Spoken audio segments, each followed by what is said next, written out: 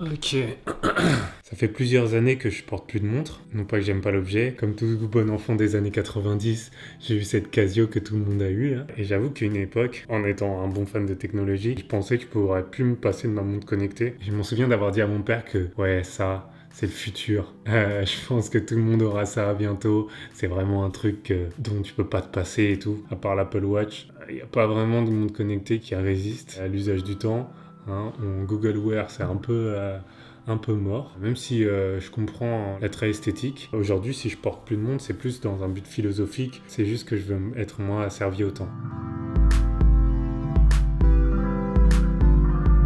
Dans les grandes villes comme Paris, tout est monitoré et chaque minute est cadré. Par exemple, le bus, tu vois à la minute près où il va arriver. Le métro, c'est pareil. Le RER, un peu moins parce que RERD, on connaît. Hein. Je l'ai pris pendant 5 ans, je sais ce que c'est. Je pense à vous, les gens du RER. En fait, on a souvent l'impression de perdre du temps tout le temps. Combien de fois j'ai pesté et combien de fois j'ai vu des gens pester sur le fait que ton train arrive en retard. Quand tout est monitoré, en fait, tu te focalises beaucoup plus sur le temps, beaucoup plus sur les minutes que tu perds, plus que le fait de perdre des minutes. Quand un RER va arriver tard, tu vas te focaliser sur le fait que tu as perdu 5 minutes. Elles ne sont pas perdues, elles sont utilisées autrement, j'ai envie de dire.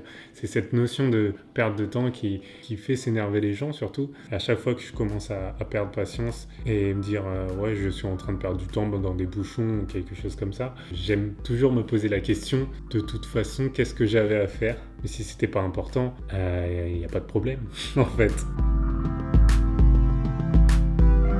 J'ai réussi à avoir un peu ce recul quand j'ai été confronté aux îles. Parce que, par exemple, j'ai fait mon stage à Madagascar il y a 2, 3, 4 ans, je sais plus. Je commence à me faire vieux, du coup, je sais plus. J'ai fait mon stage à Madagascar et le truc qui m'a frappé, qui m'a giflé, c'est pas juste une petite tape dans la tête, non, c'est une gifle dans la tête quand tu t'as grandi à Paris, enfin dans la banlieue parisienne. Il n'y a pas d'horaire pour les bus. Il n'y a pas du tout d'horaire.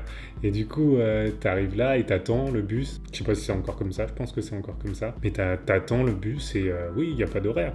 Et du coup, t'as moins ce truc de je perds du temps en fait. Et même quand j'étais en road trip par exemple, t'as faim, tu manges, tu regardes pas trop quelle heure il est. Moi, ça me va de pas avoir d'horaire de bus. Et ça m'a permis surtout de relativiser par rapport à ma culture de toujours derrière la montre. Donc voilà, ça fait plusieurs années que je porte plus de montre, mais du coup, j'arrive en retard.